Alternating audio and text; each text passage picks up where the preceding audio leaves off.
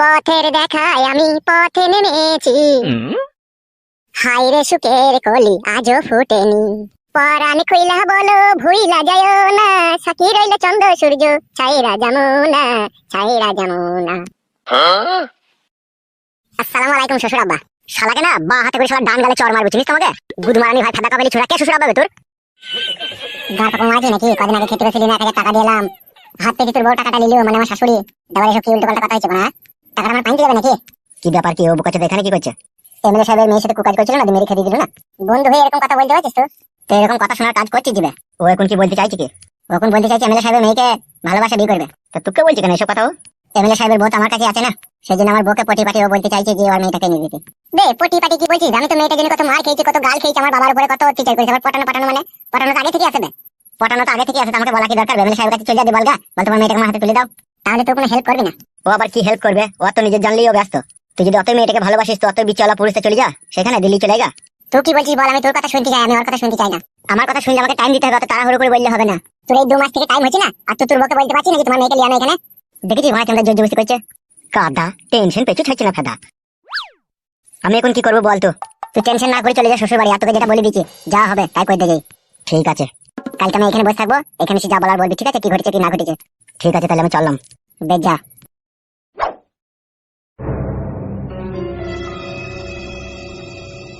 তাহলে আমার কি হবে? তুই ফাদা মুখ ছোড়া হ্যান্ডেল মারগা, তোকে এমএলএ মেয়েকে বিয়ে করতে হবে না। বাল কপালি কি জীবনটা হাড়ির কালি করে দিল ফাদা আমার। আমি তো জীবন হাড়ির কালি করে দিলাম না, তুই করে দিলি বে। এমএলএ মেয়ের পাকা নাকি এতই রস, সেই রসে মুড়ি ভিজে খেতে চাস তুই? শুধু মুড়ি ভিজে খেতে চাই না, গিলাসে এমনি পি মেরে খেতে চাইবে আমি। সর্বনাশ।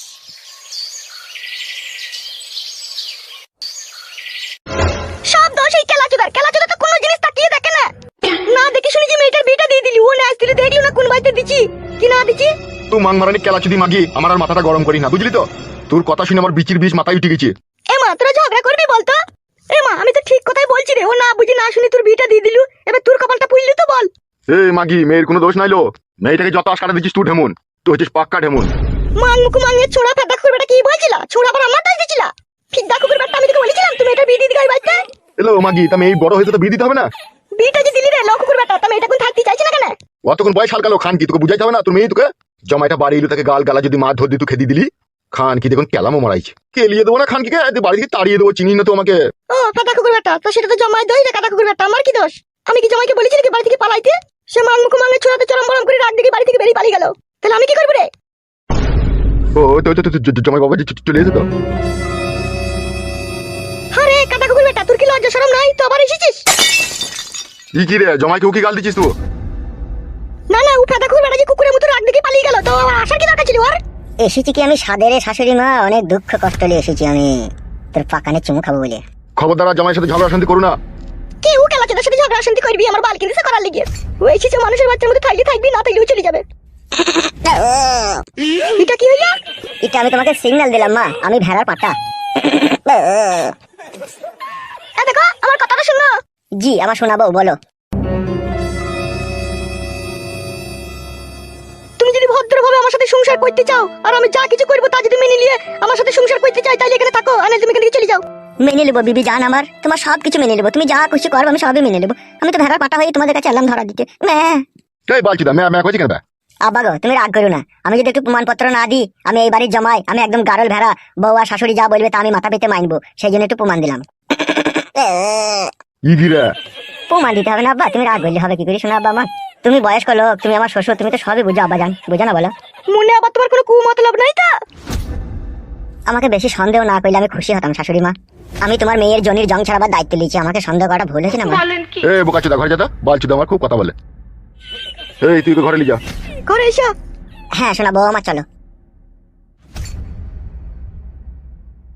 কি ব্যাপার, জমাই এত সহজে সবকিছু মেনে নিল? কি হলো, তুমি কি চিন্তা ভাবনা করছো? যাও রান্না বান্না যাও, যাও। যদি কোনো ঘটনা ঘটে তার জন্য দেখবে তোমার মাথায় ঝাঁটা মারবো বলে দিলাম তোমাকে আমি। এ যা তো ফেদা, ঘটনা মানাইতেছে, যা রান্না করগা। কি লাচুদা মিন সে অকর্মাচুদা পুরুষ, এই দিকের বেলায় নেই ওই দিকের বেলায় খুব ভালো আছে ফিতা কুকুর বিটার। কেলাচুদি মাগি, তোকে জীবনে সুখ পেলাম লালো, তুই এমন জাঙ্গিয়া ভাতারি বউ আমার। আশ কাটা বটির পাটা খুইলে পাটায় করে মাঙে চাটাম করে মারলে বুঝতে পারছিলাম আমি তোর কেমন ভাতা। তুই যখন আমাকে স্বামী বলেই মানবি না, তখন ফুল সজ্জা রাতে দুধের সাথে বিষ পাইল করে আমাকে খই দিতেই পারতিল। তাইলে এত কষ্ট এত যন্ত্রণা আমাকে আর সহ্য করতে হতো না রে বাড়া। বিয়ে করে মানুষ সুখের জন্য, আর সেই বিয়ে করে আমার জীবনে যে এত সুখ এসেছে, আমাকে রাত দিন কাঁদা ছাড়া আমার কোনো রাস্তা নাই রে বাড়া। তুই কি চাচ্ছিস বল, তোর মনের কথা বল। আমার একটাই কথা, থাকতে হলে তোমাকে এখানে ঘর জামাই হয়ে থাকতে হবে, আমি তোমাদের বাড়ি যাব না। শোনা বউ আমার, একবার আমার দিকে তাকাও। না, আমি তাকাবো না তোমার দিকে, তোমাকে দেখতে ভালো লাগে না। তাকাও জান আমার ময়না পাখি। বালের ময়না পাখি, তখন মায়ের কথা শুনে আমাকে মারছে, আমাকে গাল দিচ্ছে। দেখুন আমাদের বাড়ি এসেছে বলে আমাকে কোন ময়না পাখি মারাইতে এসে। তাকাও না একবার আমার দিকে। আমি তোমার স্বামী, যে কোনো জিনিসের বিনিময়ে আমি তোমার সুখ চাই, কিন্তু তুমি এটুকু তো আমাকে বলো, তুমি কি আমার সুখ চাও? সুখ চাই, কিন্তু আমাদের বাড়িতে থাকতে হবে তোমাকে। এটাই কি তোমার শেষ কথা আমার জান? মেয়েদের ভালোবাসা ছেলেরা কখনো ভুলতে পারে না, আর তুমি আমার বউ, আমি তোমাকে মনে প্রাণে ভালোবাসি। আমি একজন ছেলে, তুমি একজন মেয়ে, অতএব আমরা দুজনের স্বামী স্ত্রী। আমাদের দুজনের মাঝে যে ভালোবাসার সৃষ্টি হয়েছে তা কখনো শেষ হয়ে যাওয়ার নয়। কিন্তু সেই ভালোবাসাটাকে তিলে তিলে শেষ করে দিয়েছে তোমার মা ঢেমুন। ঢেমুন মাগে দু রকমের হয়, একটা কাঁচা ঢেমুন হয়, একটা পাকা ঢেমুন হয়। তোমার মা মানে আমার শাশুড়ি কাঁচাতে আর পাকাতে পাইল করে পাকা ঢেমুন। তারপরেও যেটা বলতে ইচ্ছা হচ্ছে, তোমার মা হচ্ছে 7 ঢেমুনের 1 ঢেমুন। ভাষাটা ঠিক করে বলো, ঠিক আছে? খবরদার আমার মাকে গালাগালি দিও না। কেন গাল দেবো না আমার সোনা বউ, তুমি বলতে পারো। তোমার মা তো চাইছে না তুমি আমার সাথে সুখের সংসার করো। তোমার মা তো চাইছি জমাই ফাদা কুকুর বেটা এই বাড়ি থেকে পালাক। ও ধোয়ানি কুকুর বেটা, আলোর কুকুর বেটা, পুসানি কুকুর বেটা। আমার মা তোমাকে এইভাবে কোনোদিনও গাল দিয়েছে? তুমি বেশি বেশি করে বলছো। দেয় রে শোনাবো, তুই বুঝছিস না। আমার উপরে যদি তোর মায়ের রাগই না থাকতো, তোর মা যদি আমাকে গালি না দিত, কখন আমাকে ভালোবেসে আদর করে জামাই বলে স্বীকার করলি তো, আর বলতো বাপ জামাই আমার মেয়েকে নিয়ে যাও, আর যেন ঝগড়া অশান্তি করো না। কিন্তু তোর মা যে একবারই বলছে আমার বিটিয়া যাবে না, তুই বাড়ি থেকে পালা। তাহলে আমি এখন কি করে বুঝবো যে তোমার মা আমাকে ভালোবাসে গাল দেয় না? তুমি এখন 1 মাস থাকবে, তারপর আমি সিদ্ধান্ত নেব আমি যাবো কি যাবো না। আর তার আগে যদি তুমি তাড়াহুড়ো করো, কিন্তু আমি যাবো না বলে দিচ্ছি। তাহলে এখন আমি কি করবো? তোমাদের বাড়িতেই থেকে যাবো এখন 1 মাস? থাকো। এটাই কি তোমার শেষ কথা? হ্যাঁ, এটাই আমার শেষ কথা। আমি কিন্তু মায়ের কথা অমান্য হতে পারবো না। মায়ের কথা অমান্য হলে কিন্তু মা আমাকে ভালোবাসবে না, আমাকে গালাগালি দিবে, আর কখনো বাড়ি ঢুকতে দিবে না। সে তোমার মা ঢুকতে দিল আর না ঢুকতে দিল তাতে তো কোনো এসে যায় না। তুমি তো আমার বউ, আমার কাছে থাকবে। এখন 1 মাস থাকতে বলেছি, থাকো। তারপর আমি চিন্তা ভাবনা করবো কি করবো কি না করবো, ঠিক আছে? আমি এখন বলির পাটা, আমার এখন তসলাই মাথা ঢুকে আছে। এখন তোমরা যেইভাবে কাটবা সেইভাবে আমাকে কোপ খেতে হবে। কিছু কি আর করার আছে শোনাবো? তুমি যে তোমার মায়ের সাথে মিশে গেছে জান। ফালতু বকো না, তুমি ঘরে সর, ঠিক আছে? আমার একটু বাইরে কাজ আছে, আমি কাজ সেরে এখনই আসছি। কি কাজ আছে তোমার বাইরে? এখনই আসছি বললাম না? অত কই ফটো কেন? সব জিনিস ওই জন্যই তো তোমার সাথে সংসার করতে চাই না, থাকতে চাই না, বাল আমার। বেশ বেশ জান আমার, তুমি যাও, আমি ঘরে থাকছি।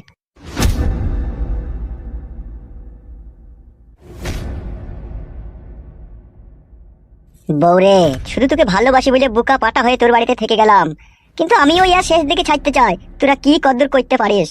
তবেই আমার নাম কালো কুকুর।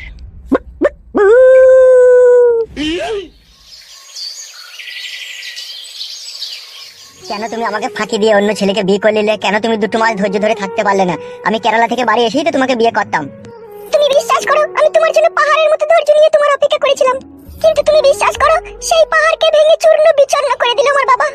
বাবাই বলল ভালো ছেলে, জাত বংশ, মাঠে সামমাশাল আছে, জমি জায়গা আছে, ছেলেটা ভালো ব্যবসা করে, আবার ওর বাবা লটারিতে টাকা পেয়েছে, সেই বলে আমাকে ভুলিয়ে বাঁচিয়ে ওই ছেলেটার সাথে বিয়ে রাজি করাইলো। কিন্তু আমি রাজি হতে চাইনি। তারপরে বাবা বলল তুই যদি বিয়ে না করতে চাস তাহলে কিন্তু আমি গলায় দড়ি দিয়ে আত্মহত্যা করবো। কিন্তু তুমি বিশ্বাস করো, আমি বাবার জীবনের কথা ভেবে আমি এই বিয়েতে রাজি হয়েছি। বিয়েতে রাজি হয়েছি ঠিকই, স্বামীর ঘর করছি ঠিক আছে, কিন্তু মাথাকে এখনো মন দিইনি। মন কিন্তু তোমার কাছে পড়ে আছে আমার। তা এখন কি করবে? কি সিদ্ধান্ত নিয়েছো তুমি? ওরা কোথায় গেল? 1 ঘন্টা হয়ে গেল, কোনো বাড়ি আসছে না কেন? ও কোনো আর বান্ধবীর সাথে দেখা করতে গেলে তো এতক্ষণ চলে আসতো। কি ব্যাপার, কি ওরা আসছে না তখন হয়ে গেল? এমন একটা মেয়েকে বিয়ে করলাম, কাদা জীবনটা কয়লা করে দিল। সিদ্ধান্ত নিয়েছি, ভাতারের ভাত খাবো আর নাঙের গীত গাবো। বলেন কি? তাই নাকি আমার জান? একবার তাকাও আমার দিকে। আমার মনের ভিতরে কত আশা ছিল তোমাকে বিয়ে করে আমার ঘরের ভিতরে খাটের উপরে তোমার সমস্ত কিছু খুলে দিয়ে তোমাকে মনে প্রাণে আদর করব। কিন্তু সেই আশাটা পূরণ হবে প্রচন্ড ভয়ে ভয়ে। কেউ আসছিল কি এরকম মনে হবে, যেহেতু তোমার বিয়ে হয়ে গেছে। এই নিয়ে তুমি কোনো চিন্তা করো না, মন থাকবে ভাতারের কাছে, জৈবন থাকবে তোমার কাছে। তোমার আবার চিন্তা কিসের? তোমার যেটা দরকার তুমি ঠিকই পেয়ে যাবে। আর তোমার জন্যই আমার স্বামীকে আমি বলে দিয়েছি যে আমি তোমাদের বাড়িতে থাকবো না, আমি এখানে থাকবো। আর থাকতে হলে তোমাকে এখানে থাকবে। আমি শুধু এখানে থাকছি শুধু তোমার জন্য, শুধু তোমাকে ভালোবাসি বলে এখানে আমি থাকবো। আর এখানে থাকলে তোমার সাথে আমার সবসময় দেখা হবে, কথা হবে, সবই হবে। সত্যি জান, তোমার মতো ভালোবাসার মানুষ পাওয়া ভাগ্যের ব্যাপার আছে। এসো না জান, একবার কাছে এসো।